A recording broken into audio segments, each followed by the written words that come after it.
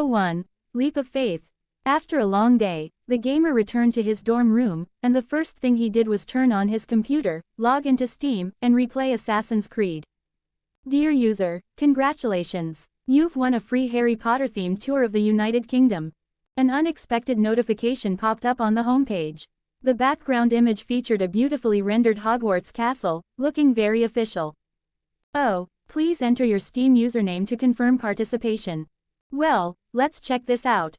Pushing his glasses up, the gamer's fingers flew across the keyboard, Captain Regulus 69. Thud. The next second, the gamer collapsed onto his dorm room desk. Early summer, 1973. A gentle afternoon breeze passed over the surface of the Black Lake, causing the fluffy white clouds reflected on the water to ripple playfully. This was considered rare good weather in Britain, and many students were taking advantage of the lunch break to gather by the lakeside in twos and threes, reading, practicing spells, eating, flirting, gossiping, dating, or just being show-offs. Lily, did you hear? Regulus from Slytherin is about to jump off the astronomy tower. Mary MacDonald, clad in Gryffindor robes, said cheerfully. Regulus, that quiet black kid, what could he be so upset about? Secondier Lily Evans furrowed her delicate brows. Jump off the astronomy tower. That's way too dangerous, we've got to stop him. Lily, don't forget, we're witches. Mary, ever carefree, clearly didn't feel any pressure. She laughed and waved her wand. I bet 3 silver sickles he'll be fine. Even though she had been studying in the magical world for nearly 2 years and was used to people flying around during Quidditch matches, Lily still felt this was too risky. After all, a Quidditch pitch was only 50 feet high. The astronomy tower had to be at least 4 times that, right? The gossip spread through Hogwarts like it had wings and eventually reached the ears of Sirius Black by the Black Lake, his face showing both defiance and confusion. He's going to jump off the astronomy tower. Has he learned some advanced spell from your Black Library? No, Remus, my family didn't teach us any advanced levitation charms. I really don't know what has gotten into him. Do you think your brother's being bullied by the other Slytherins? Remus Lupin offered cautiously. That little bean sprout Regulus always had an easy-to-bully vibe about him. At that, Sirius Black, Hogwarts #1 heartthrob and aesthetic justice incarnate, frowned and impatiently brushed his wind-messed hair back. Sirius, what's your brother playing at?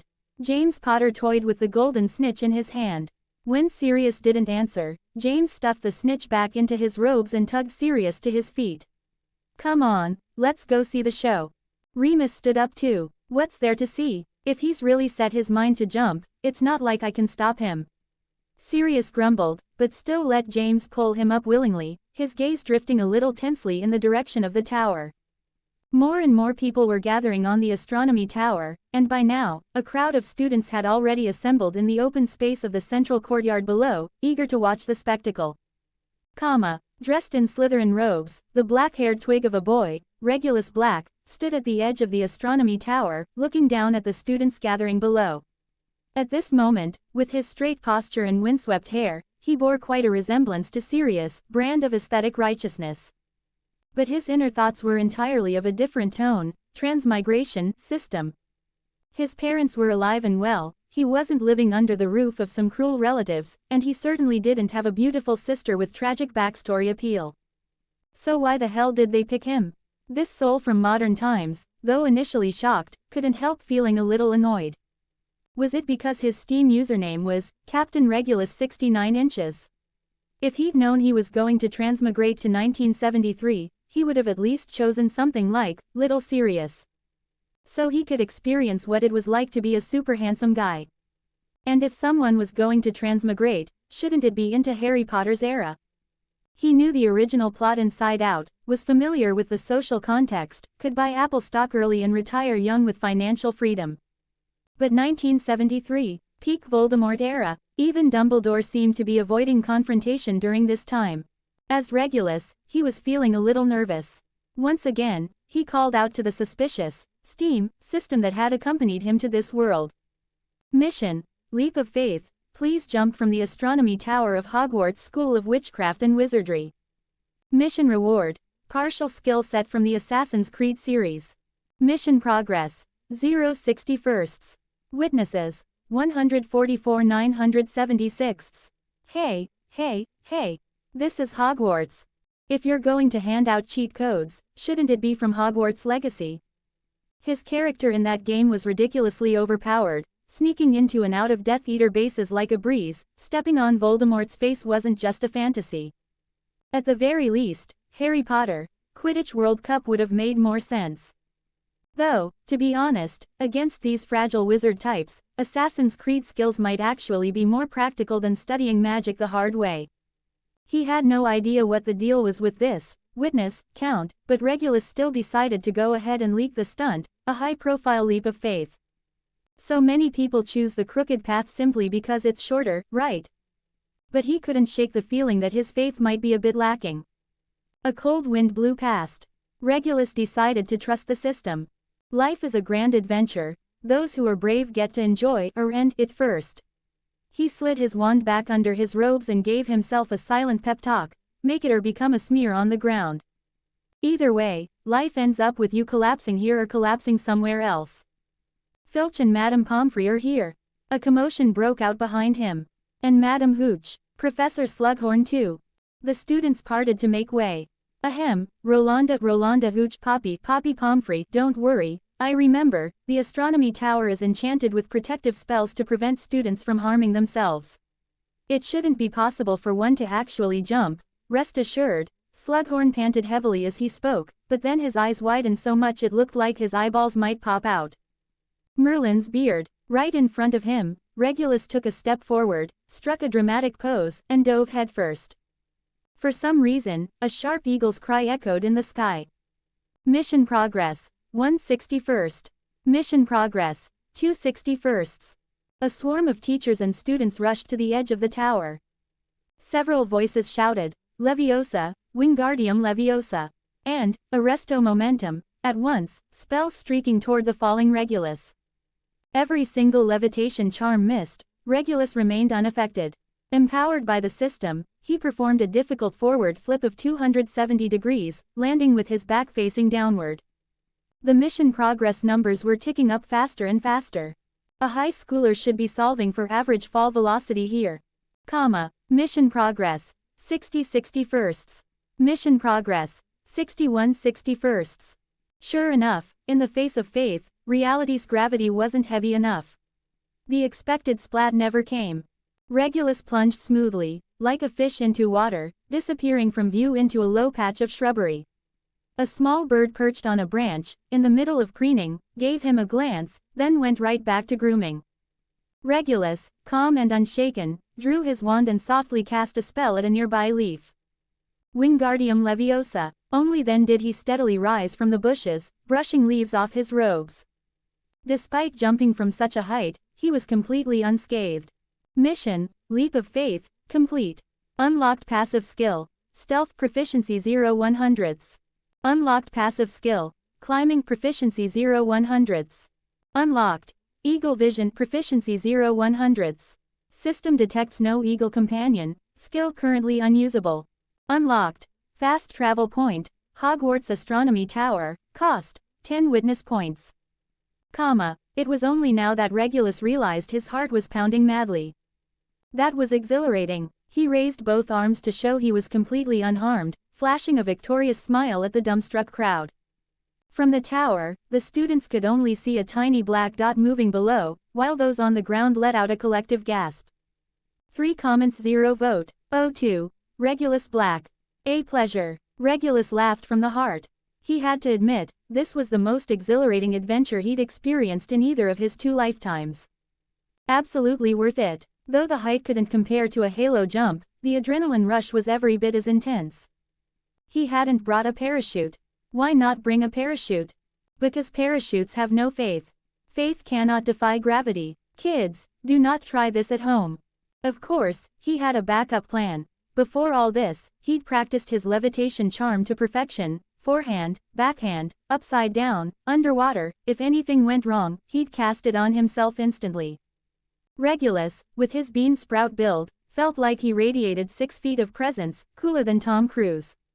Regulus, how could you, Slytherin, 5 points off. Professor Slughorn, pudgy, pale, and soft like a walrus, conjured a parachute and, ahead of all the other teachers, was the first to deduct points from his own house. Merlin's beard. What were you thinking? That was terrifying. The Slytherin head of house didn't know whether to scold him harshly or thank the heavens. One Sirius was already bad enough, now Regulus was following in his footsteps too. Hogwarts corrupting children, evidence, solid and undeniable. Madame Hooch descended from the sky, riding a Nimbus 1000 broom summoned from Merlin knows where. With a series of flawless Porskoff ploys and a perfectly timed cushioning charm, she landed in a stylish, dramatic swoop. Perched on the broom, she radiated such cool confidence that even Regulus and the rest of the students couldn't help but feel a sense of awe. At that moment, the most handsome boy in Hogwarts was also staring daggers at him. Sirius could hardly believe it. His usually introverted, shy, quiet, even somewhat timid little brother had just completely let loose and pulled off something huge. Was his brother's past demeanor simply the result of being stifled by him? And had Hogwarts this year awakened a whole new side of him?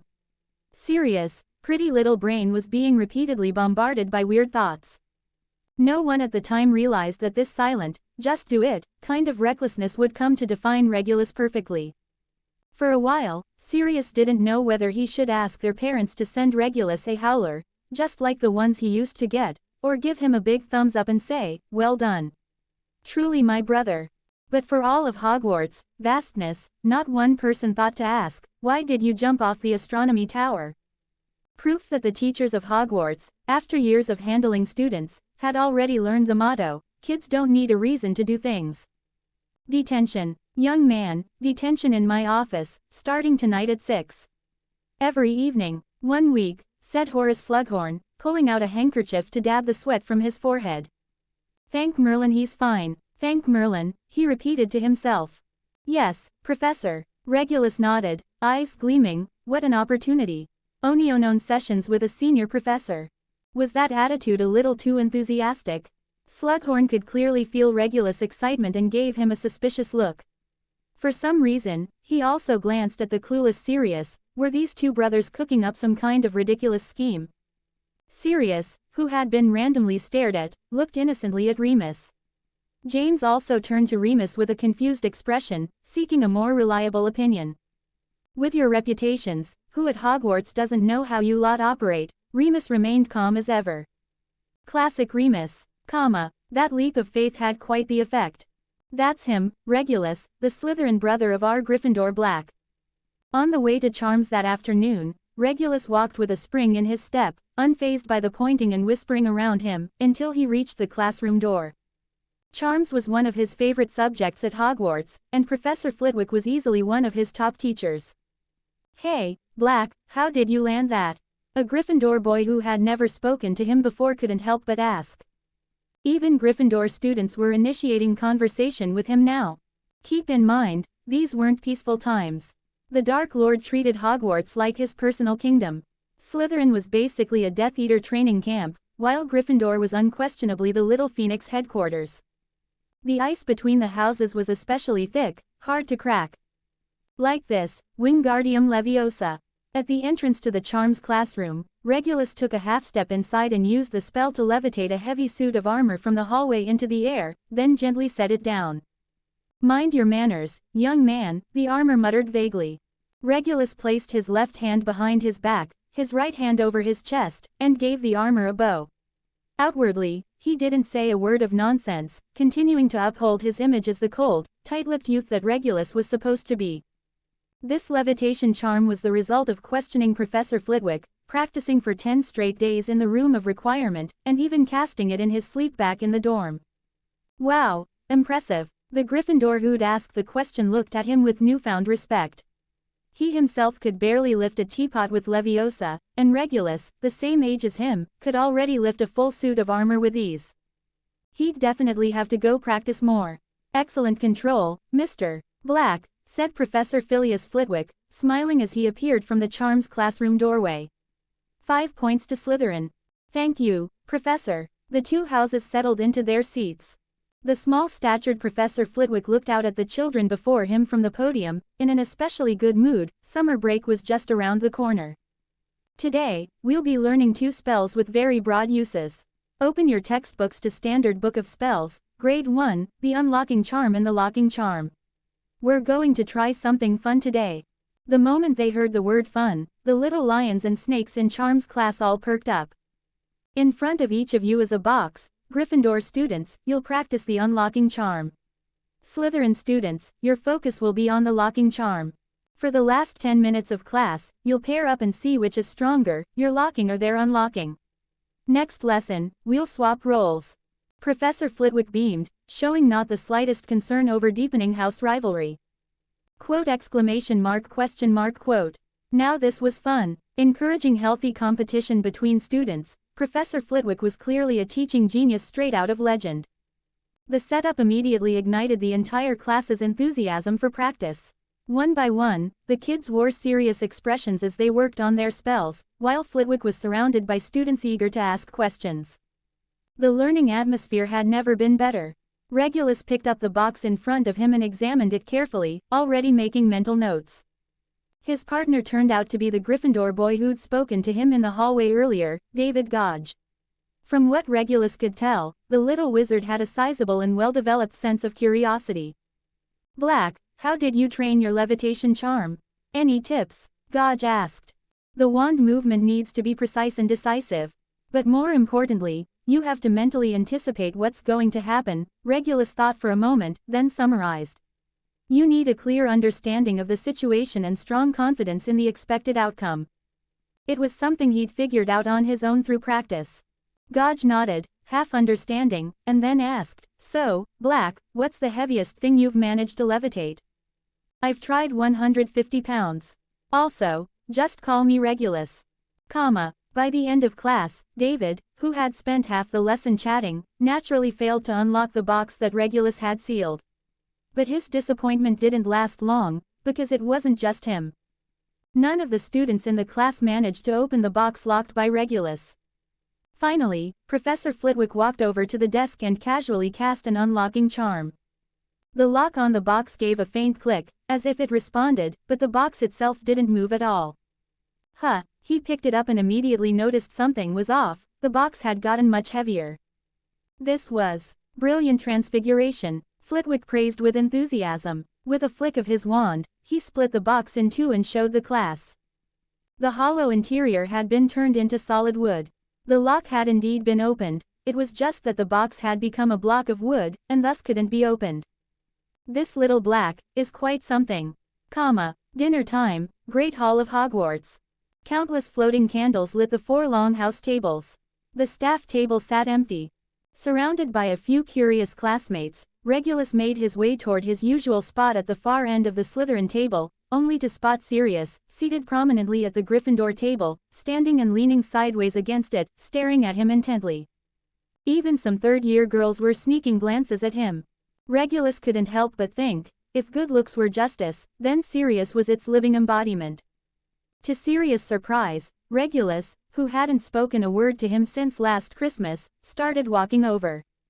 The little snakes around Regulus hesitated and didn't follow. The students at the tables nearby seemed to quiet down, their attention drawn to the scene. The 2 brothers had grown up together, with Sirius always complaining yet dragging along his timid and clumsy little brother on all sorts of adventures. When they first arrived at Hogwarts, their relationship hadn't been that tense. But under the pressure from their parents and the growing divide between their houses, their conversations had become strained, and eventually stopped altogether. Sirius had his pride, and Regulus had his restraint, so naturally, they drifted apart. This was the first time Regulus had ever taken the initiative to speak to him at Hogwarts. Sirius couldn't help but feel a flicker of anticipation. Regulus looked at the school heartthrob standing before him, the freest soul in Hogwarts, who one day would give up that very freedom to protect a godson and his friends. It was the kind of story everyone loved to read, but for someone as radiant and proud as the boy in front of him, it was far too heavy a burden. Brother, all the emotions of 2 lifetimes, everything he wanted to say, condensed into that single word. Sirius immediately felt something was off. This version of Regulus had such calm, peaceful eyes that it gave him the creeps. But at the same time, it felt like something precious had returned. Be careful," Sirius finally managed to speak out, though even he didn't believe what he was saying. He caught the barely concealed amusement on Regulus's face. "Hey, did you use a reverse-handed levitation charm? What was it like jumping off the tower?" James Potter couldn't hide his excitement. "Hey, Regulus, I know you know who I am, but just in case, James." James Potter. "Remus Lupin," Remus added from the side. "Regulus Black. A pleasure." Regulus extended his hand and shook both of theirs with an overly formal, serious air. Yep, still that overly earnest, prematurely old-fashioned little brother, Sirius couldn't help the small smile tugging at the corner of his mouth. 3 comments 0 vote. 03. Narcissa, Slughorn, and Snape. After dinner, Regulus quietly slipped into the Slytherin common room. "Regulus Black, wait," a voice that blended gentleness and authority called out to him. Smooth, lustrous golden hair, pale blue eyes, an elegant, ethereal posture, and an air of noble confidence that could put others to shame. None other than his cousin, the 7th-year Slytherin belle, Narcissa Black. The 60s and 70s were a golden age for the Black family at Hogwarts, with several members enrolled one after another. From Bellatrix to Andromeda, then to Narcissa, the title of Slytherin's most beautiful had always belonged to the daughters of the Black family. Reincarnation was an art. Don't ask why. The answer is just excellence. In contrast, someone like Regulus, whose character seemed to lack presence at first glance, was the rare kind in the Black family. Hearing cousin Narcissa call his full name, Regulus instantly felt a pang of unease. Sissy might seem gentle on the outside, not as fiery and blunt as cousin Andromeda, nor as wild and unhinged as cousin Bellatrix, but when it came to being quiet and ruthless, Narcissa was top of the list. Sissy was the kind who could lie without blinking, and it would kill you, literally. The worst part, too many men loved being fooled by her. Lucius, her boyfriend, probably didn't even know the real face of his goddess yet. Regulus quickly bowed to his cousin, who could very well get the Dark Lord killed one day, and obediently stepped forward to accept his scolding. "Reg, the family's already heard about what you did." Regulus stayed silent, putting on just the right amount of guilty and sheepish expression. "Jumping off the astronomy tower, how did that even cross your mind?" Regulus kept the guilty look, saying nothing. "The more you say, the more mistakes you make. Silence is golden. Don't tell me you've been influenced by those Gryffindor idiots." Narcissa's tone lost some of its sharpness, and gentleness began to take over. "You have no idea how worried we were. Just, don't ever do something that stupid again. I'm about to graduate. You're the last Black heir left in the house, remember, you can't bring shame to the family." Narcissa's eyes flickered, and she sighed almost imperceptibly, thinking of another cousin. "Don't worry. Lucius and I have already asked our friends in the house to keep an eye on you." Hearing that, Regulus felt a twinge in his teeth. Surely she didn't mean the Hogwarts Teenage Death Eater squad. Looked like his path to becoming a Death Eater was already set in stone. "Dumbledore, are you seeing this? They're recruiting under your nose on your own turf." A fellow 7th-year Slytherin student waved at Narcissa and walked over. "Sissy, I need to talk to you." The Slytherin glanced at Regulus. Narcissa shot him a look, and Regulus obediently nodded, immediately turning and heading toward the boys' dormitory. Maybe it was the Assassin's Creed unlock, but he felt like his hearing had improved significantly. "It's about Lucius, the Lord." Regulus quickened his pace. Carrying the elegantly decorated suitcase his family had given him, Regulus arrived at Professor Slughorn's office right on time. Ever since unlocking his Assassin's Creed Golden Finger, things had been happening one after another. He hadn't even found time to try out his new skills. So far, all he'd done was sneak up behind classmates silently in the Hogwarts classrooms and corridors, gaining a bit of stealth proficiency in the process. He still didn't understand why a few low desks in class could completely conceal him, while everyone else acted like they were under a confundus charm, completely oblivious to his presence. He politely knocked on the door to Slughorn's office. A snake-shaped ornament on the door flicked its tongue at him, and the door opened on its own.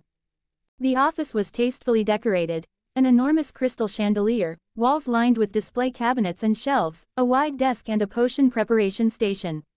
A faint scent of sweet liqueur drifted from Professor Slughorn, who sat behind the desk. And there was an unexpected guest. Slick black hair, a small and thin frame, hooked nose, nothing could save that brooding aura, not even his boyish face. His senior, the half-blood prince, the dungeon bat himself, Severus Snape. In this era, not only was he unfamiliar with the plot, he kept running into heavy hitters. Regulus felt the pressure and hurriedly greeted them. "Good evening, Professor." "Good evening, Severus." Snape gave a small nod, as if surprised Regulus had greeted him. "Oh, you know Sev. Wonderful. Sev is a very gifted wizard in potions. You're in second year, yes?" Snape gave a proud little nod. "Sev volunteered to help me with some potion ingredients," Slughorn said with a smile, gesturing toward the potion preparation station. "Professor, just a small token of appreciation." Regulus opened the suitcase. Inside, a bottle of golden liquid shimmered in an ornate crystal bottle.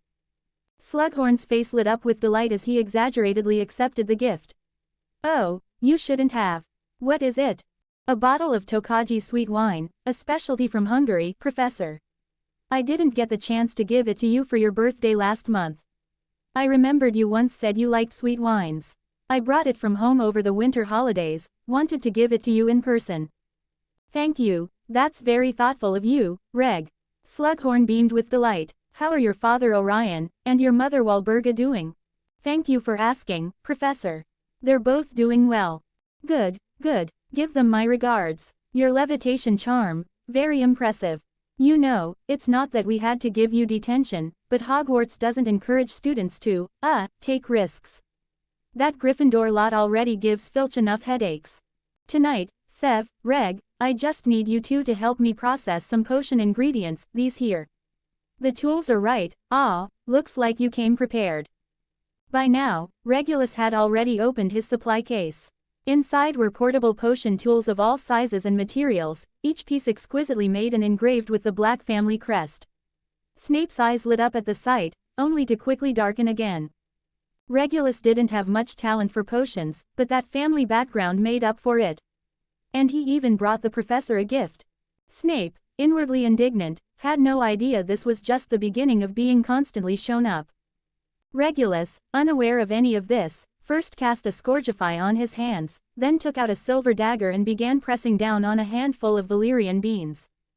The beans instantly began oozing a surprising amount of juice, far more than one would ever expect from such shriveled pods. But according to advanced potion making, shouldn't valerian beans be sliced? Snape, who had been watching Regulus's technique, was slightly taken aback. He'd never gotten along with Regulus's older brother. He believed he had better grades, greater talent in his own opinion, and always thought Sirius was just a reckless idiot. As for Regulus, he seemed like a quiet, unremarkable junior, nothing special beyond the intimidating Black family name. Maybe, the Black family did have something going for them. When Snape calmly picked up the silver dagger and began pressing the beans as well, Regulus let out a quiet sigh of relief, thinking to himself that he hadn't embarrassed himself. Unbeknownst to him, Snape was thinking the exact same thing. After that, Regulus followed Snape's lead in processing the potion ingredients, mimicking each step carefully. Thankfully, he didn't make any mistakes. This office, come to think of it, would eventually belong to the guy next to him, wouldn't it? Just as Regulus was spacing out, he happened to meet Snape's intense stare. That stare clearly said, "What are you looking at? I was just wondering, if it were your office, Severus, how you'd decorate it." As if. Snape gave him a baffled look and rolled his eyes. "With your level of skill in potions, you could totally be a professor and teach us," Regulus said seriously. Snape rolled his eyes again, suppressing the faint smile tugging at the corner of his lips. By the time detention was nearly over, Professor Slughorn had already left early. Regulus was tidying up when he noticed Snape casting sneaky glances his way, as if just waiting for him to leave. So he simply asked, "Want to head back to the common room together?" "You go on ahead. I've got some ingredients to finish up," Severus replied in an overly dramatic tone, clearly suspicious. "All right then, see you." Regulus gave a perfectly polite farewell and gently closed the office door behind him, deliberately leaving a crack open. The hallway was dead quiet. His footsteps echoed clearly. He walked a bit down the corridor, then activated his stealth skill and crept silently back without making a sound. Successfully avoided target's notice. Stealth proficiency +1. He pulled a small mirror from under his robes and angled it toward the gap in the door, just in time to see Snape open a jar on the wall and take something out. Ha, knew it, not a single one of them is really a good kid. Interesting. 0 comments 0 vote. 04. Snape's secret potion lab bathroom. London's #1 double agent, potions master, future headmaster, and legendary sharp-tongued bastard, Severus Snape, what secret potion project was he sneaking around with? Regulus had a feeling it was somehow connected to that little gang his brother was part of. Word had it that during a potions lesson last month, Potter's cauldron spewed out a foul-smelling green smoke, ruining a whole row of students' potions. Slughorn turned green with rage, and Gryffindor got more points docked. Sirius accused Snape of sabotage, but couldn't produce any evidence, earning him a hearty round of ridicule from Snape. And tit for tat, during the next Transmigration class, James added itching powder to Snape's materials, causing his face and scalp to turn red and itch like mad. Innocent bystanders got caught in the crossfire, but it forced Snape to wash his hair, scoring him a reluctant win in return. Potter had grown up in Godric's Hollow, where the aging wizard population was through the roof. He'd been coddled by old witches and wizards since he was little, encouraged to play with magic and cause trouble, and his magical ability was formidable. Snape, on the other hand, often relied on risky moves, grit, and unpredictable tactics. He alone held his ground against both Potter and company, going toe-to-toe. Regulus had to admire that. When your opponents outnumber you, come from wealthier families, and have no less talent than you do, the only way to win is to work twice as hard. The drive to prove yourself, to win, was clearly a powerful force. Not to mention, there was a girl involved, too. Now was the time for Snape to make his move. What kind of surprise would he pull off?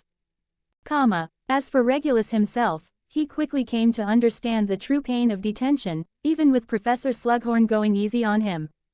As a student, he had to shuffle between different classrooms for lessons, grind in the library, study, practice spells, deal with piles of homework, prepare for final exams, and still serve detention every single night. Detention made him long for the freedom he once had. It was like being in prison. Detention was a punishment not just of time, but of life itself. Regulus even started to admire Sirius and his lot. How did they have so much time to stir up trouble? He wanted to be able to go full throttle all day and still party at midnight, sneak into the Forbidden Forest without sleep, but the truth was, he just got really sleepy. Thinking about how, once detention ended, he still had homework to finish and parts of the castle to explore, Regulus seriously felt like giving his cheat code a 1-star review. Urgently needed. A time turner. On Friday night, during detention, Regulus shared some Honeydukes chocolate with Severus. Snape originally had no intention of accepting anything from a Black, but Regulus had even brought tea, and pointed at the lily decoration on the chocolate and said, "It's lily-flavored. Pretty rare." The first time's awkward, but the second time, it starts to feel familiar. Severus had to admit, his impression of Regulus had changed significantly. This Black was quiet and steady, completely different from that obnoxious Gryffindor Black. Especially when Regulus looked genuinely impressed by his skills and knowledge, shared snacks, and even poured him a cup of tea, those small gestures struck right at little Severus's soft spot. What a perceptive young man. Hard-working, polite, respectful, easy to get along with. Pleasant company. At the same time, Severus couldn't help but take note of how Regulus subjected the potion ingredients to all kinds of torture techniques, and meticulously recorded the results afterward. For Regulus, now that he had access to free experimental materials, it only made sense to test as many preparation methods as possible in pursuit of optimal effects.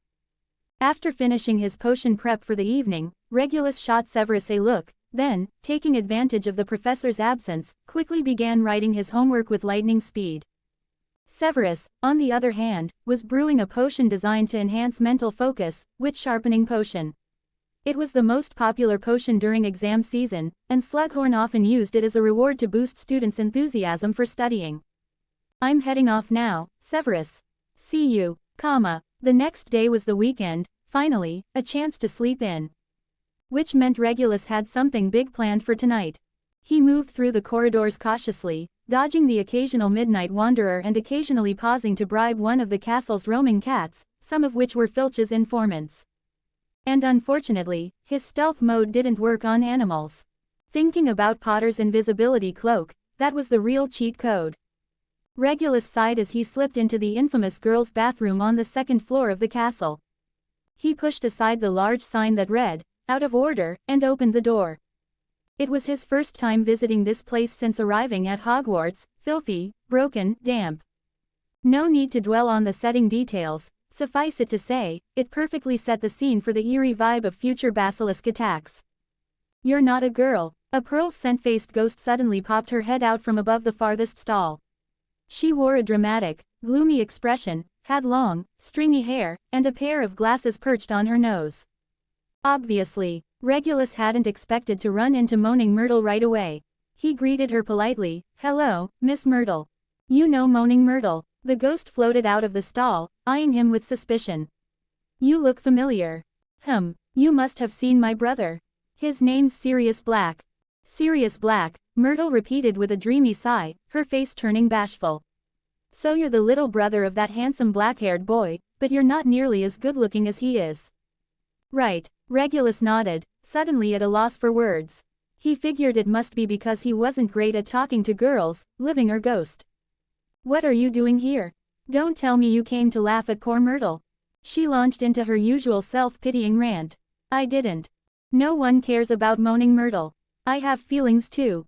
The ghost's eyes inexplicably welled up with large tears. Then she turned and vanished back into a stall, and Regulus could still hear the splash of water as she dove in. Regulus shook his head. He hadn't even had a chance to ask anything. Girls and ghosts were truly mysterious creatures. Just as he began checking each sink's faucet one by one, he heard footsteps approaching from outside. Regulus quickly pulled open one of the smaller stalls, slipped inside, and carefully stood on the toilet lid. The bathroom door creaked open again. The footsteps came closer. The stall next to him was yanked open. He heard the clatter of ceramic and metal, and soon, the crackling of flames, the bubbling and stirring of liquid. Regulus stared in disbelief. What kind of bathroom was this? It was basically Hogwarts' unofficial extracurricular potions lab. A soft cough came from the neighboring stall. "Oh no." Regulus put a hand to his forehead. That voice, it was Severus. After a moment's hesitation, Regulus coughed lightly in return. The clanging from the next stall instantly stopped. He opened the door of his own stall and stepped to the entrance of Severus's. "It's me, Severus." A few seconds passed before Severus opened the stall door, carefully shielding the cauldron behind him. He stared warily at Regulus, suspicion written all over his face, clearly imagining all sorts of scenarios. "I came here looking for Moaning Myrtle," Regulus said matter-of-factly. "I was here first." Severus's gaze flickered, and his expression softened noticeably. "What are you looking for Myrtle for? Can you keep a secret?" Regulus thought for a moment and countered with a question of his own. "Of course I can," Severus replied immediately. "But can you?" The cauldron behind him gave a loud bubble and pop, and Regulus noticed how Severus was visibly resisting the urge to turn around and check on it. "Of course. A Slytherin never tattles," Regulus said, pointing at a candle as if taking an oath. "Besides, we're friends. You should probably check your potion." At the word friends, Snape showed a strange expression, but finally relaxed, turning around and quickly getting back to stirring his potion. The potion gave off a clean, clear scent that was completely at odds with the dank surroundings. Even with his knowledge of potions, Regulus couldn't tell what it was. "Have you ever heard the legend of the 4 founders of Hogwarts?" Regulus said, eyes on the potion, words flowing easily. "I heard from Sirius, he wants to find Hogwarts' treasure."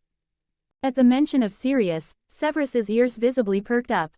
To make the story more believable, Regulus began adding a few irrelevant details. "Our great-great-grandfather, Phineas Nigellus Black, was once headmaster of Hogwarts. We have a portrait of him hanging at home, just like the ones here at Hogwarts." Severus had indeed heard before that the Black family once produced a headmaster.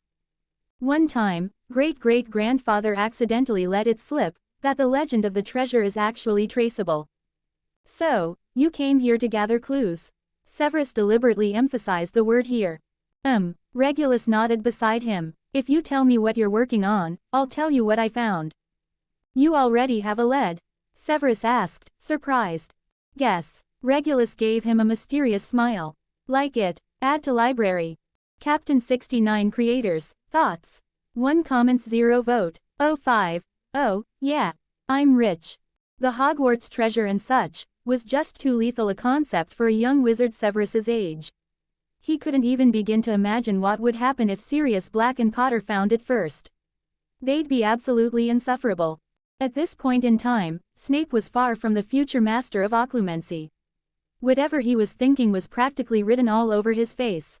Just by looking at his expression, Regulus knew. He'd hooked Severus good. I'm trying to brew, a Mortentia. Snape hesitated, then decided to confess. But it's not quite successful yet. What? Why would you want to make that? That was the last answer Regulus had expected. No wonder it smells so pleasant. You nearly ruined my potion just now, Severus said, still a bit shaken, though his hand kept stirring without pause. Seems like you know what this potion is used for. Of course he did. This was the famously notorious Voldemort baby-making brew, the love potion. In Regulus's private house cup, Severus had just earned himself a few more points. Severus continued, as for what I want to use it for, that I can't tell you, yet. You're not thinking of using it on James and my brother, are you? Regulus had a strange thought flash through his mind. Now that would be something to see. Everyone has their secrets, don't worry, Regulus said, suppressing a smirk and giving a shrug. As for the Hogwarts treasure, well, from my earlier investigation, details can wait for later, Regulus, because I haven't made it up yet. For now, I'm searching the castle for anything with Slytherin-related symbols. He paused, then kept weaving the story. It's partly luck, really. I'm exploring the castle as I go, and right here, I found a rather rare crest. Regulus shamelessly pointed to an ornate bronze faucet. Snape set down his potion and stepped forward to examine it with Regulus. Sure enough, there was a serpent-shaped engraving. The craftsmanship was quite fine, though nothing especially remarkable at first glance. Lumos. Regulus waved his glowing wand. Under the flickering light, the snake seemed to move, instantly making it look more impressive. I'm still studying these different symbols. I heard this is Myrtle's territory, so I wanted to ask if she knew any secrets. But before you came in, we didn't really get along, she flew off. Severus, you must keep this a secret. Of course, a Slytherin never tattles. Snape's expression turned unusually serious. There was nothing like sharing a secret to strengthen a friendship. If there were a friendship progress bar, Regulus was sure it had just shot up quite a bit. But now that you mention it, Regulus shifted the topic, a Mortentia goes for a pretty high price, doesn't it? I remember seeing someone selling it in Diagon Alley, a tiny bottle, just 1 sip's worth, and it cost quite a lot. At least sold by the galleon. Snape glanced toward his cauldron, half in doubt, but his eyes slowly lit up. The shimmering potion inside suddenly seemed to reflect a golden future. Of course, finding buyers at first won't be easy. And you'll need a large stock of ingredients. But if you can guarantee quality and consistency, not just with this one, but with other reliable potions too, there's real demand out there. Regulus began seriously thinking it through. Sev, your family's in London, right? How about we check out Diagon Alley together over the summer? How did it suddenly become Sev? Severus was still a bit dazed. My family doesn't live in London. Then it's settled. Regulus cut off any chance of refusal. I'm heading back. Take care. See you. Quote. Comma. The next day, May 12th, Saturday. That morning, while having breakfast in the Great Hall, Regulus unexpectedly received a package delivered by Owl. Dear Reg, Sissy told us about your recent reckless behavior. We were very disappointed to hear that you caused trouble and were given detention. However, Professor Slughorn also wrote to us. He said you only acted to demonstrate your spellwork, and that your performance has been excellent. We're no longer worried. Well done. It seems you are working hard for the family. Regulus thought. Professor Slughorn, smooth talker, definitely someone worth dealing with. Remember to uphold the honor of the Black family. Do not follow in your brother's footsteps. Final exams are approaching. We hope you'll achieve good results. We will reward you. Yours sincerely, Mum. P.S. Included are your favorite treats, made by Creature. Regulus set the letter down and opened the package. Inside were 2 bags of French pastries, not only his personal favorite but also Sirius's absolute weakness. Speak of the devil, Sirius and Potter were walking over to the breakfast table, whispering something with clear tension between them. Regulus picked up the package and walked over, just in time to catch bits of, Remus, took time off, kept it from us, and so on. Morning, Siri, James. Mum wrote me. Huh, Sirius immediately looked alarmed. These are pastries made by Creature. This half is yours. Regulus shoved one of the bags into Sirius's arms and smoothly sat down beside them. Sirius had always been unable to resist Creature's pastries. He tore the package open right away, pulled out a piece and handed one to James. James chewed it skeptically, and then his eyes lit up. Wow, this is amazing. Creature made this. The one you said was. James tapped his temple and traced a little circle with his finger, that house ELF. Well, he is kinda nutjo. Sirius remembered that Regulus was fond of Creature, and swallowed the rest of his sentence. Yeah, his cooking really is flawless. As he spoke, Sirius sharply noticed a few unfriendly, gossiping looks from the Slytherin table. He frowned and asked. Aren't you worried your housemates won't be too happy seeing you talk to us like this? Who are they, and what does it matter to them? Regulus shrugged nonchalantly and dropped a deafening bit of motivational wisdom. If I cared about what they thought of me, I'd be their slave. Hearing something that deep come out of Regulus's mouth left both Sirius and Potter momentarily stunned. Pretty good, right? I read it in a Muggle book. ? At that, Sirius and James looked like they'd just been struck by lightning, completely speechless. Especially Sirius, his little brother, the young heir of the Black family, reading Muggle books. Even he hadn't gone that far yet. Regulus calmly finished his pastry, cast a cleaning charm on his hands, and got up to leave. He had a major project today, at Hogwarts, practicing climbing. Thanks for the pastry, Sirius felt he ought to say something. We're heading to Hogsmeade later for the weekend. Want us to bring anything back for you? Wait a minute, you're only second years, how are you even going to Hogsmeade? Regulus kept that thought to himself. Thanks, but everything I wanted to buy, I already ordered by mail, Regulus said, spreading his hands. What I really need now is an eagle. An eagle? Why do you need an eagle? James asked, curious. Because an owl isn't an eagle, Regulus said helplessly, mentally complaining about the system again. You give me the eagle vision skill but no actual eagle. What's that about? Owls obviously aren't eagles, Sirius said, amused by the resigned look in Regulus's eyes. Don't you think, owls kind of look like eagles with cat heads? Sirius chuckled, while James said carelessly from the side, if you want an eagle, that's easy. Just ask your family. Sirius nodded, adding silently. Especially now that Regulus is our parents' favorite. If he asks for an eagle, Creature'll probably bring him 3. Wait a minute, that's right, he was a rich kid, too. The kind from a family where the parents had already mentally written off the large-sized older model, and were now spoiling the precious younger version, like mad. That was his real cheat code. Like it, add to library. Captain 69 creators, thoughts. 1 comments 0 vote. 06. The Reliable Forbidden Forest Guide. At Hogwarts, everything, flying, diving, going underground, including pranks and extracurricular activities, seemed to revolve around magic. The logic seemed to be, if what you're doing doesn't involve magic, then aren't you basically a muggle? So, you can imagine how shocked Rubius Hagrid, keeper of keys and grounds at Hogwarts, was when he saw a scrawny little wizard climbing a tree with his bare hands. His jaw practically dropped. Why was he climbing a tree? Was he seriously just climbing a tree? Why was he so good at it? Successfully climbed 10 meters vertically. Climbing proficiency +1. Successfully climbed 20 meters vertically. Climbing proficiency +2. This was Regulus, seasoned gaming nerd, grinding out skill proficiency the hard way.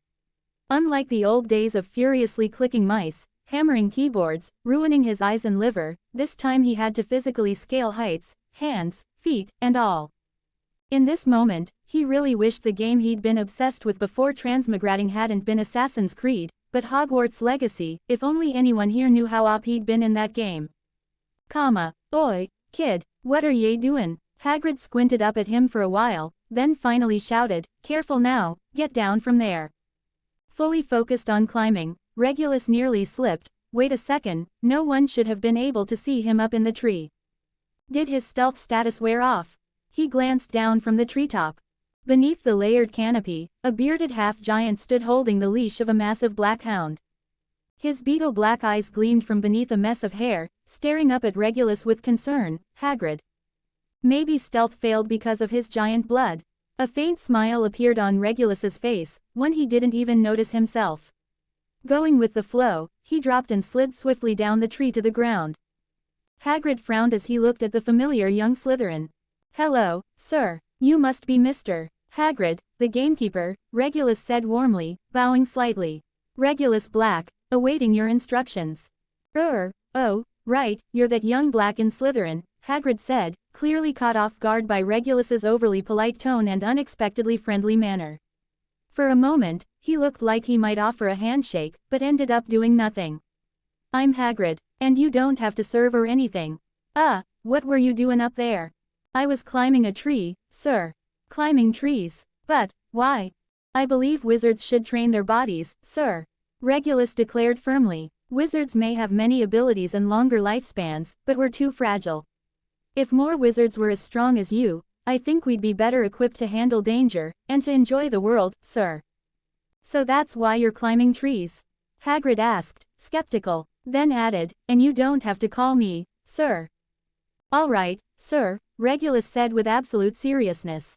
"Tree climbing is an excellent form of exercise. It lets you enjoy the outdoors, the sunshine, and fresh air.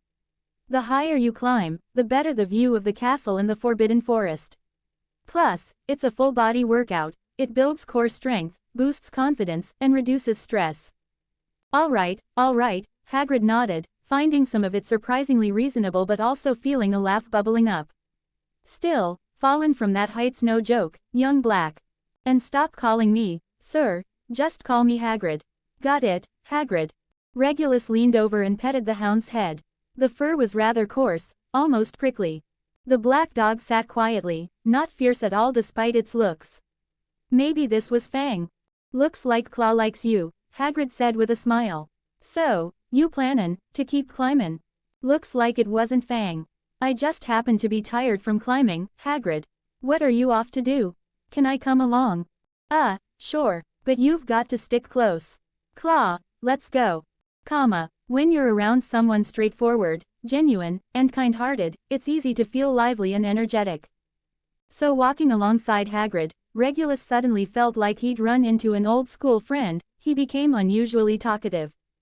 "Is being the gamekeeper fun? And keykeeper, how many keys do you have to manage? There are so many magical creatures in the Forbidden Forest, have you met them all? Which one's your favorite?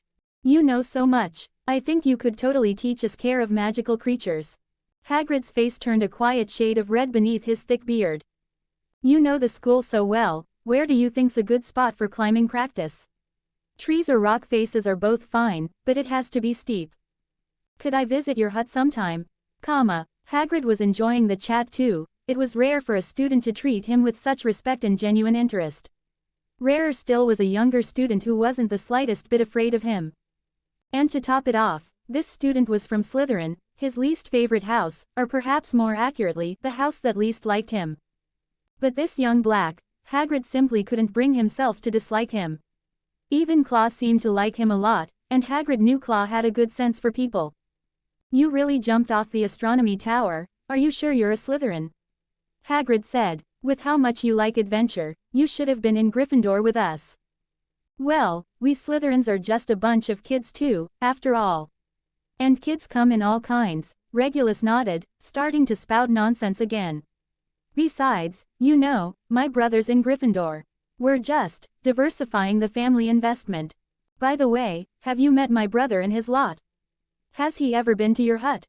"Oh, then I'll bring him along next time to visit you, all right," Regulus said eagerly. The two chatted as they walked, until a massive, striking willow tree came into view in the distance. Regulus's gaze was instantly drawn to it. Its thick trunk twisted unnaturally, and its burly branches stretched out at strange angles, some as thick as giant pythons. In the gentle summer breeze, the tree shuddered unnaturally, radiating an unmistakable, "Don't mess with me," aura of violent villainy. "You probably haven't studied this kind of plant yet, have you? It's rare, Hagrid's eyes lit up as he led Regulus closer. It was transplanted from somewhere else about 2 years ago. I helped with it myself. Whomping Willow, Regulus said softly, staring at the tree without blinking. You know that. For a young wizard your age, you sure are knowledgeable, Hagrid chuckled. Then you must know it's very dangerous. Don't go climbing this tree while you're practicing. Of course. Regulus nodded earnestly, studying the tree carefully. But no matter how hard he looked, he couldn't find any kind of button or trigger mechanism. Pomona asked me to come by before the full moon and add some more fertilizer, Hagrid said. She wants to make sure the tree can fight in every direction. Regulus clicked his tongue in amazement. This Whomping Willow already looked like a combatreti beast. And Professor Pomona Sprout still thought it wasn't enough. These people are all beasts. Hagrid pulled a pink umbrella from beneath the folds of his coat and tried to recall. I think I'm supposed to bury some dung on the northeast side. Yeah, northeast. I'm off to spread some fertilizer. You stay here, don't move, Hagrid instructed. Hagrid, is it really safe to fertilize it like this? Hagrid paused. I remember reading somewhere that the Whomping Willow usually has a weak spot. If it's triggered, it'll stop moving for a while. Do you know about that? Like it. Add to library. I tagged this book. Come and support me with a thumbs up. Captain 69 Creators. Thoughts. 1 comments 0 vote. 07. Lupin's secret. Fate is cruel. It doesn't care if you're just a child. The 5th full moon of 1973 was fast approaching. Remus Lupin was starting to realize he really couldn't keep making things up anymore. Every month, he had some reason to be away for a few days. And to cover up the fact that he always disappeared during the full moon, he'd even been allowed to randomly pick a few other days to be absent now and then. If it were just him, it wouldn't be so bad. He could quietly vanish, and the teachers would help cover for him. But ever since he made friends, lies and friendship were such a bad match. Unlike his carefree best mates, a difficult childhood had made him grow up far too early. His family had spent all their money dealing with his condition, and out of fear he'd be judged or exposed, his parents moved constantly, never staying in one place for long. He knew, being able to attend school like other young wizards, to even hold a wand, was a rare privilege for someone like him. And he understood better than anyone the importance of staying low profile and guarding his secret. Back on his very first ride to Hogwarts, he had already prepared himself to spend 7 lonely years here, planning to disappear afterward to some place where no one knew who he was. But somehow, the 2 classmates who were the most different from him in both personality and background just wouldn't leave him alone. They didn't care about his second-hand robes or worn-out books. They liked him, genuinely. They shared everything with him and included him in everything. Even though the 2 of them were wildly unpredictable and caused the kind of chaos that made history, they liked him, unconditionally, and trusted him. When the 3 of them were together, he was truly happy. So happy that sometimes, he almost forgot he wasn't like them. Who would have thought Dumbledore would admit a werewolf child to Hogwarts? His 2 friends, well, they just hadn't made the connection yet. If they knew he was a werewolf, would they still treat him the same way? He had promised Dumbledore that he would never reveal his true identity on his own. But looking at his 2 friends, sometimes he actually wished they would find out, that they'd just come out and ask him directly, "Hey, Remus, are you a werewolf?" The inner turmoil young Lupin felt was almost comparable to the agony of transformation itself. May 16th, the day before the full moon. In the Gryffindor common room, the sunlight was just right. On a large wooden table by the window sat a few delicate pastries, 2 cups of tea, a pile of parchment, and several books. Sirius leaned back in a soft armchair with a cup of tea in hand, looking perfectly at ease. James, meanwhile, was pretending his homework didn't exist as he chatted with Remus. These were made by the Black family's house ELF. Good, right? Remus nodded and sighed inwardly. I've got to go home again this month to visit my mum. Hope she gets better soon. As Lupin quietly turned back to his homework, Sirius and James exchanged a lightning-fast glance. After saying goodbye to Remus, Sirius and James threw on the Potter family's invisibility cloak and slipped out of the common room, secretly tailing Remus all the way to Professor Sprout's office. They had actually tried tailing Remus once before, but that time they'd run into Professor McGonagall, and in the end, they chickened out. Didn't dare follow through. Beneath the invisibility cloak, The two exchanged a look, eyes firm, nodding in perfect sync. Thud. Behind them, a soft thumping noise, something padded hitting the ground, suddenly broke the silence. Startled, Sirius turned around and saw the tip of a wand poke out from around a corner and wiggle slightly. Among familiar wizards, you could often identify someone just by their wand. And this one, Hawthorne, 11 inches, looked very familiar. Regulus. Sirius hesitated, then pulled his own wand from beneath the cloak and gave it a little wiggle back. 12 inches, oak. Eye contact made. Identity confirmed. Rounding the corner, Sirius found Regulus standing there with an innocent look on his face. Lying stiffly at his feet, like an overfed rat, was Peter Pettigrew, a fellow Gryffindor. I saw this guy sneaking around. Pretty sure he's one of yours, right? Regulus muttered, giving the unconscious Peter a nudge with his foot. I guessed he was tailing you. He gave Peter another kick. What are you doing here? How did you spot us? Sirius and James asked at the same time. Easy, I heard your footsteps, Regulus replied, wearing a mysterious expression. I'm exploring the castle's secrets. I've even found a few clues.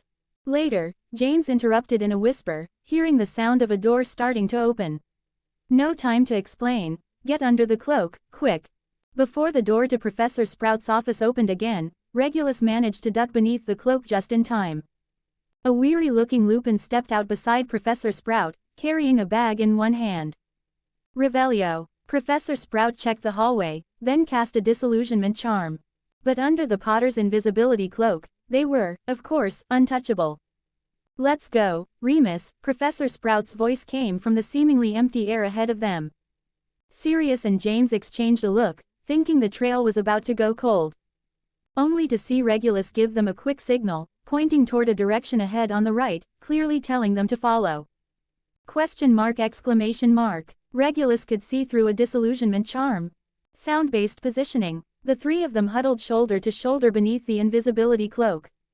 The two Gryffindors followed Regulus's lead carefully, hardly daring to breathe. They quickly noticed. Regulus moved with smooth, agile precision, completely silent, almost cat-like. Even his ears seemed to twitch slightly toward the direction of any sound. The three trailed along, not too close, not too far. There was still some time before sunset. The rolling green lawns beneath Hogwarts Castle were still glowing faintly. The silhouette of the Whomping Willow came into view, clearer with every step. As Sirius stared in stunned silence, Regulus signaled for the three of them to stop, just before stepping into the dappled shadow of the tree. During their past adventures, they had noticed this tree before. But aside from its wildly thrashing limbs and violent temperament, it hadn't seemed particularly special. They'd quickly lost interest. Regulus, Sirius whispered, unable to hold back all his questions. Shish, Regulus cut him off. He didn't feel like explaining anything just yet. They waited in silence, for who knew how long, until suddenly, Professor Sprout reappeared on the grassy field. It looked like she was heading back to the castle. Remus is still inside, James said stiffly, we. While Sirius hesitated, Regulus calmly checked his watch and said in a composed tone, do you want to go in and take a look? Inside the shrieking shack, cluttered and covered in dust, young Lupin placed his bag carefully in a corner where his transformed self wouldn't destroy it later. After thinking it over, he walked back to the bag, opened it, and gently took out a piece of pastry, then hid the bag again. The sweet taste made him think of Sirius's absurdly handsome face, and James's sunshine bright smile. Was he hallucinating? Lupin rubbed his eyes. The absurdly handsome Sirius had just stepped in and caught sight of Remus sitting all alone in a broken chair, nibbling on one of Creature's pastries with a pitiful look. At once, Sirius yanked off the invisibility cloak, and whatever irritation he'd felt about Remus's secrecy instantly vanished. Sirius, James, and, Regulus. Remus didn't even have time to ask anything before the questions came flooding in. Remus, you're going to tell us the truth now, right? What else are you hiding? Why didn't you just tell us? Regulus stood off to the side, watching the three close friends, firing off angry questions one moment, clearly worried about each other the next, with quiet satisfaction. Lupin let out a relieved smile. You've probably already guessed, I'm a werewolf. Oh, just a werewolf, wait what? Yes, and now, you need to go. When I transform, I lose all reason. I'm more violent than that whomping willow out there. Look around this shack. Those marks, I made them while transformed. His voice carried a bitterness far beyond his years.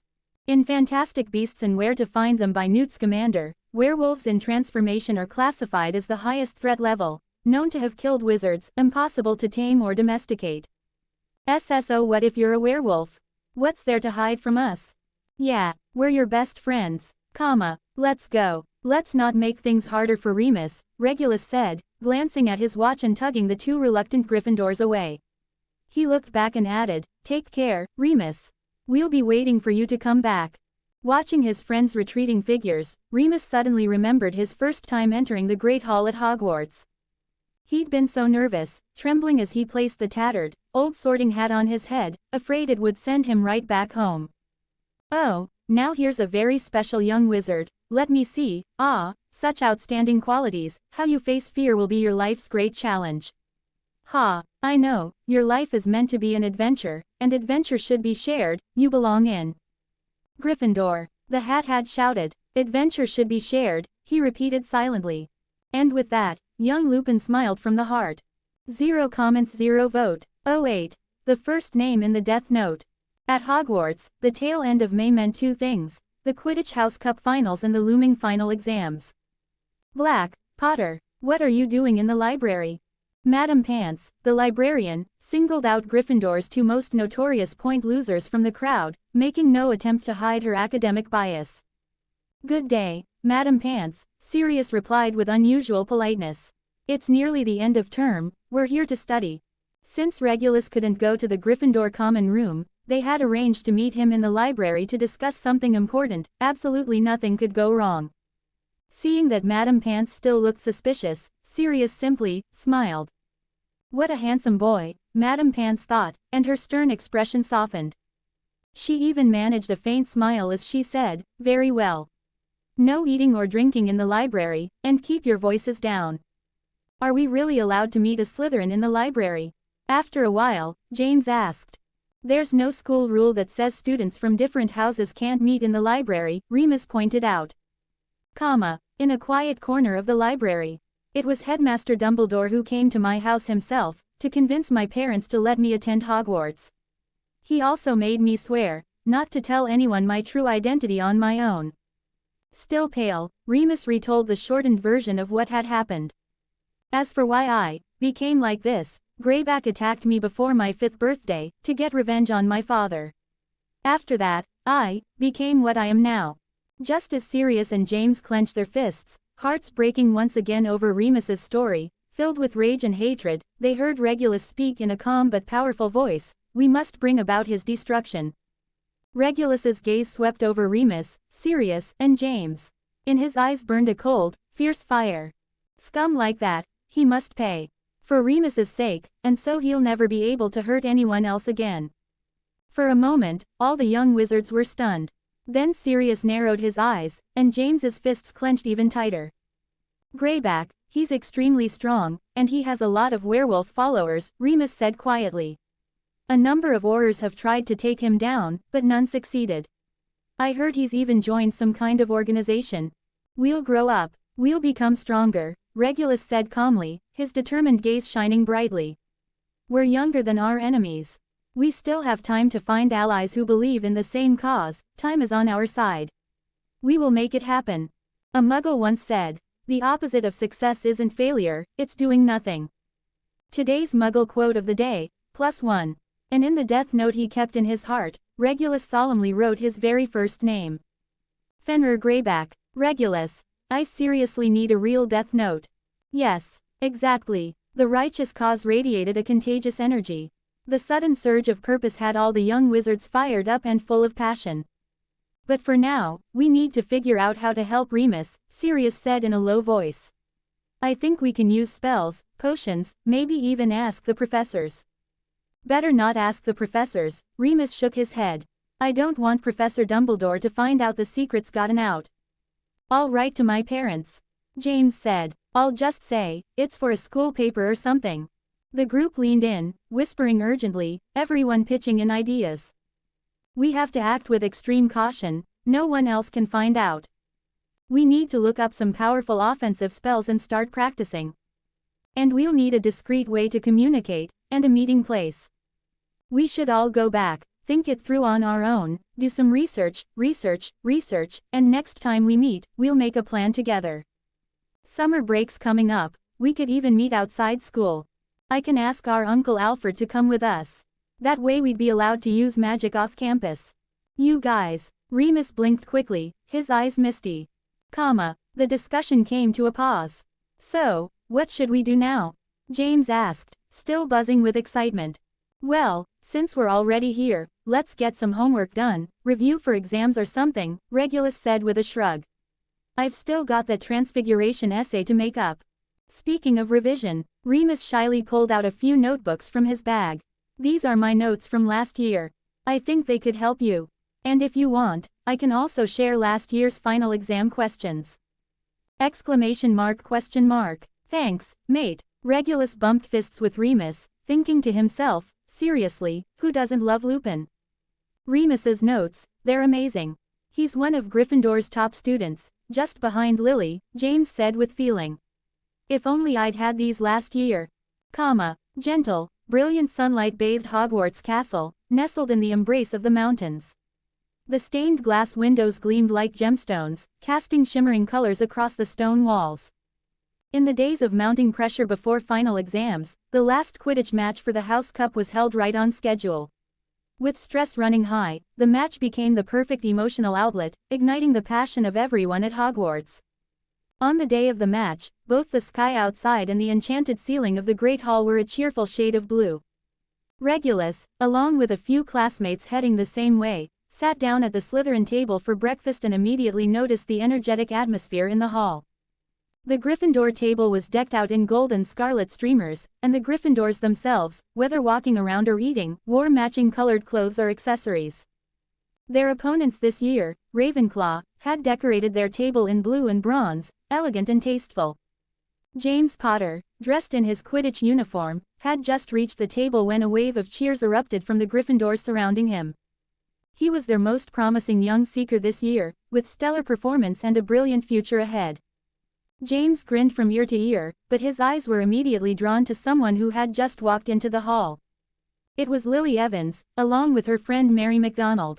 Both wore their school robes, but had taken time to decorate their hair and pinned delicate rose-shaped ribbons to their chests. Lily's red hair shimmered like fire, tied back with an enchanted golden ribbon that glowed softly with magic. Her green eyes sparkled with vitality, and she greeted every passing student warmly. Ravenclaws and Hufflepuffs alike were clearly friendly with her. Her smile was radiant, her white teeth gleaming. Following Severus's gaze, Regulus was momentarily stunned. What the? Beautiful, truly beautiful, gorgeous, unbelievably gorgeous. What would she look like when she grew up? Regulus found himself at a complete loss for words. At the same time, he noticed quite a few girls were sneaking glances over, not at Lily, but at his older brother. Sirius was just sitting there amid the noise, eating his breakfast, radiating 3 parts laziness, 3 parts elegance, and 4 parts effortless charm. Were they really born of the same parents? Don't ask. If you ask, the answer is tears. James gave Lily an awkward little wave, and got a polite, equal treatment kind of response in return. It was obvious, just like every other boy, he was thrilled by even that much. Severus sulked quietly, stabbing at his egg custard with his fork. For Slytherin, this year's situation was a bit unusual, their house points were close to Ravenclaw's. If Ravenclaw won the Quidditch match, they would likely lose the House Cup. But expecting Slytherin to actually hope for a Gryffindor victory, that was pure fantasy. So, most Slytherins adopted a detached, indifferent attitude. Still, it was a Quidditch match. They had to at least pay attention. Amid the chatter, laughter, clinking of cutlery, and the soft chime of goblets, all wrapped in the Great Hall's energetic atmosphere and tangled emotions, Regulus suddenly felt an unprecedented sense of reality. He had to protect all of this. He patted Severus on the shoulder. Come on, Sev, let's go watch the match. 0 comments 0 vote. 09. Year 1, complete. Time was running out, he had to become stronger at all costs. Regulus pushed himself at 200% effort. Except for his non-negotiable 8 hours of sleep each night, every moment of his day was planned with high-efficiency homework sessions, painstaking research, information gathering, climbing practice, and stealth drills. Even his leisure time was scheduled in advance. He was either getting things done or on the way to get things done, often surviving on sandwiches stuffed into his robe pocket. This must be what the academic overachiever version of a British boarding student's life looked like. And he wasn't the only one busy. In fact, aside from a few seventh years who already had their post-graduation plans sorted, nearly every student was buzzing around like a honeybee, cramming for exams, squeezing in last-minute adventures before the summer holiday, and savoring time with friends. The room of requirement, as always, was a massive help. Regulus hadn't shared it with anyone yet. With the term ending soon, he figured he'd leave that for next semester. Amidst this focused and fulfilling rhythm, time quietly passed. At the end-of-year feast, the Great Hall was newly transformed with magic. Every face glowed with the joy of graduation or the approaching summer break. Of course, there were also small groups like Sirius's, reluctant to leave and wishing they could just settle down at Hogwarts forever, saying long and lingering goodbyes. The staff table was also packed. Professor McGonagall, Professor Slughorn, Professor Sprout, and Professor Flitwick were seated around the central figure, Albus Dumbledore. As a side note, this year's Defense Against the Dark Arts teacher had accidentally hexed himself and was currently under the care of a medical team from St. Mungo's. The Hogwarts House Cup ceremony, as usual, was presided over by Headmaster Albus Percival Wulfric Brian Dumbledore. Dumbledore rose from the staff dais, tall and lean, his silver-white beard and hair gleaming in the light. His famously crooked nose held up his signature half-moon spectacles. The gold embroidery on his elegant purple robes shimmered fluidly, exuding a tasteful and refined aesthetic. This was the first time since arriving in this world that Regulus had seen Dumbledore up close. Having been busy from day one, he never made a point to approach the headmaster, and thus hadn't had a real opportunity to interact with the man whose list of titles was longer than a chocolate frog card could show. Under the brilliant candlelight, Regulus couldn't make out the color of Dumbledore's eyes, but he could feel the piercing weight of his gaze. The first white wizard, truly formidable. This year, first of all, congratulations to Gryffindor for winning the Quidditch Cup. It was a thrilling match. Well done, little lions of Gryffindor. A round of cheers erupted from the Gryffindor table. Now then, Dumbledore continued, as I understand it, we must proceed with the awarding of the House Cup. The final point totals for each house are as follows. In fourth place, Gryffindor with 312 points. In third, Hufflepuff with 352 points, Ravenclaw, 426 points, and Slytherin in first place with 472 points. The Slytherin table erupted into thunderous cheers and the stamping of feet. This time, with no last-minute additions from Dumbledore, Slytherin had won the House Cup fair and square. Dumbledore smiled and motioned for quiet. Just then, to everyone's surprise, a group of first-year students led by Regulus rose from one end of the Slytherin table. Amid the confused hush, a song no one had ever heard before suddenly rang out through the Great Hall. Musical note, we are the champions, my friends. We'll keep on fighting till the end. We are the champions. We are the champions. Because we are the champions of the world. Musical note. This was something Regulus had organized with his classmates during a charms class after Slytherin secured the House Cup following the Quidditch match. The song was simple and hadn't taken long to rehearse. Singing for their house's victory, what a fun idea. The activity was instantly embraced by the young students. Thanks to Regulus's influence, by this point, he had firmly secured his spot as one of the standout figures of the first year. The moment was a hit. The catchy melody, paired with the simple, rousing lyrics, drew more Slytherins into the chorus. Before long, it turned into a full-blown Slytherin house sing-along. The first-year Snakes, having rehearsed the high notes in advance, led the song into a triumphant climax. One by one, they straightened their backs, heads held high, glowing with pride. Even Professor Slughorn began softly joining in, cheerfully keeping the beat at the staff table. Naturally, those paying close attention had already noted that this little black boy had clearly become a leader among the first-year Slytherins. A black-haired, troublemaking, slightly unhinged pure-blood-obsessed little Slytherin. Let's hope Dumbledore didn't get a Tom Riddle PTSD flashback. Well, no, Regulus wasn't quite handsome enough for that. As for the Slytherin side, I'll handle it. Unite all forces that can be united, as one wise person once said, Regulus had declared. The one who might genuinely give Dumbledore PTSD, Sirius Black, was now thinking about those words his younger brother had spoken, his expression thoughtful. At the head table, Dumbledore clapped along, and even raised his wand to conduct the final chorus. Ah, music, the enchanting magic that connects hearts. I believe that every one of you who made it through another year is a true champion. And that just about sums up this school year. Thank you, everyone. With a wave of his wand, the tables filled with a magnificent feast.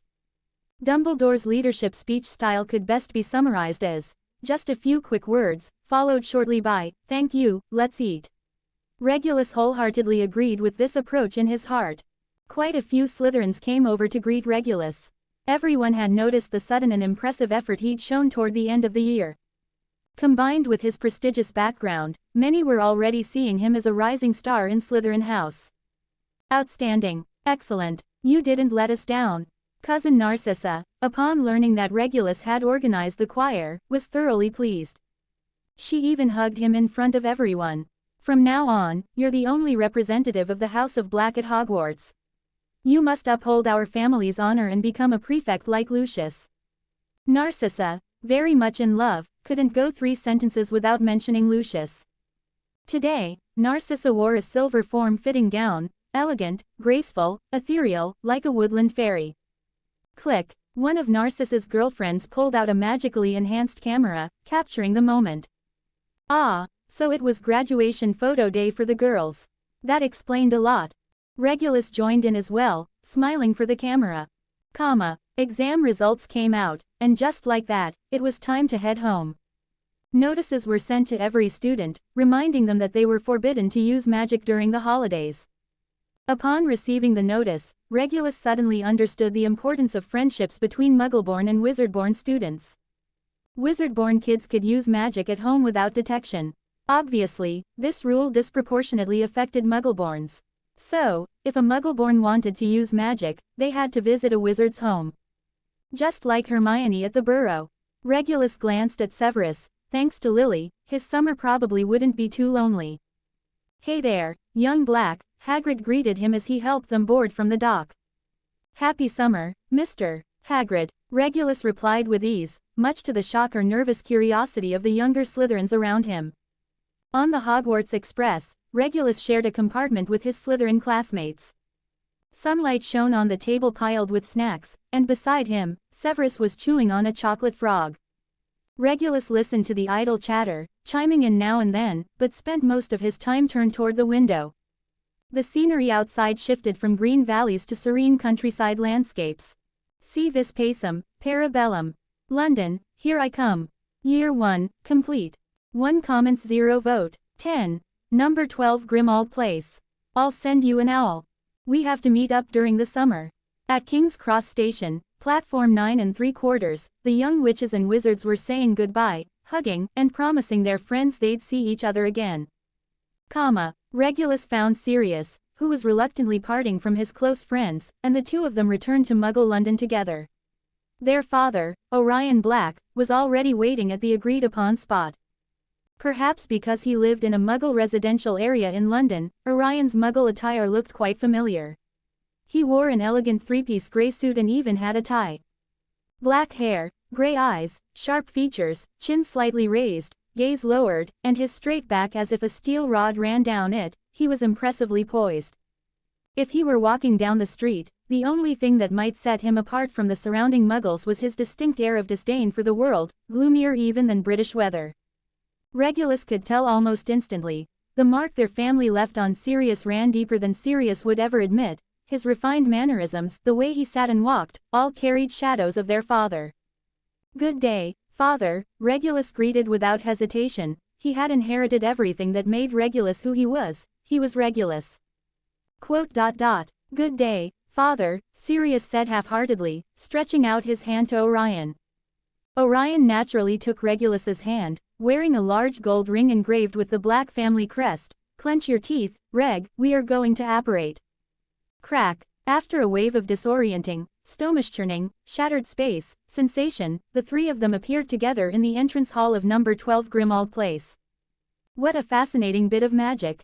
They walked across the long hallway carpet, under the warm orange glow of a spider-web-shaped chandelier, past the serpent-shaped candle holders on the foyer table, the troll-egg umbrella stand. Regulus smiled. Wasn't his niece, Tonks, about to be born soon? Rows of portraits of wizarding ancestors, and a line of shriveled house elf heads. The ancestral home's aesthetic was certainly bizarre, but thanks to Creature's diligent efforts, there wasn't a single trace of decay. Every surface was clean and gleaming, tidy and well-maintained. Their mother, Walburga, was already waiting in the 1st floor sitting room. She lounged elegantly on the sofa, a tea table in front of her holding a meticulously prepared spread of refreshments courtesy of Creature. At number 12 Grimmauld Place, Walburga reigned supreme.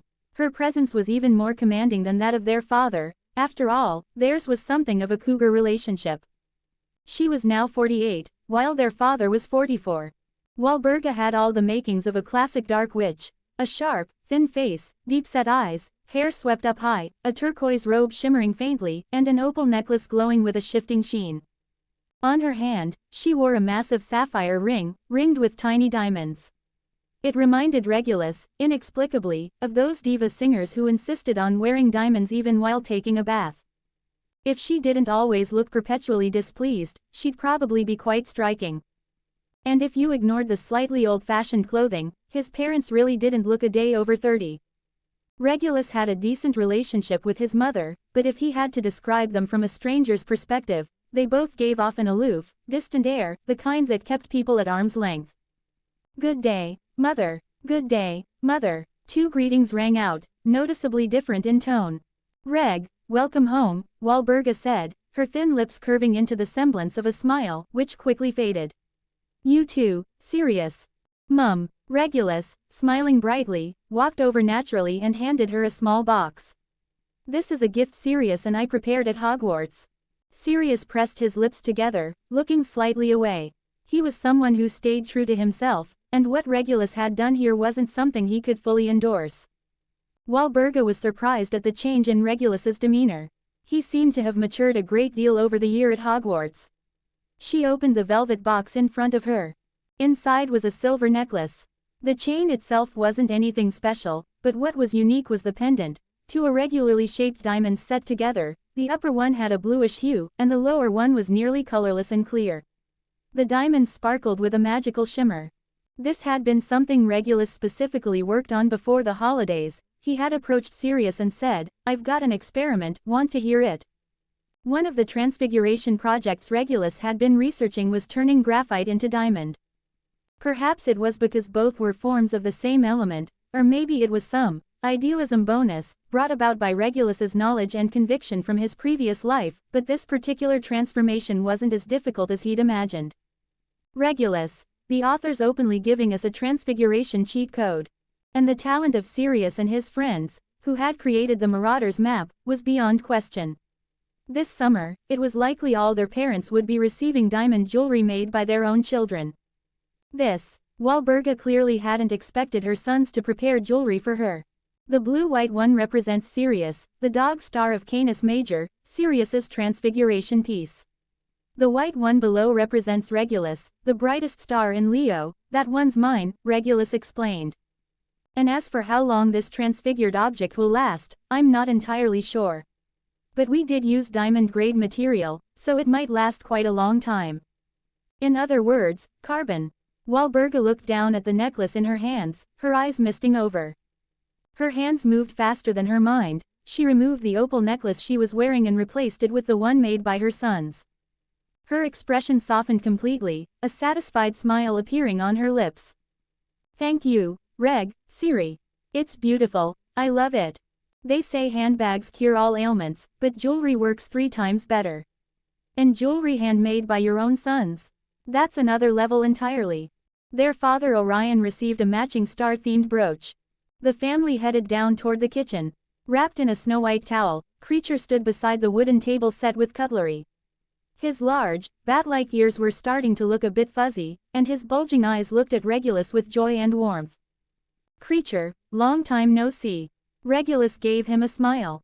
Looking at the house elf who was so loyal to him, Regulus felt a familiar sense of affection.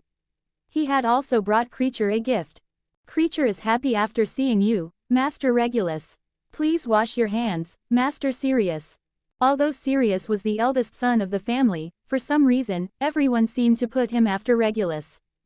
Once the four of them were seated, the house elf hurried to the table with a large soup tureen, ladling the soup into silver bowls one by one.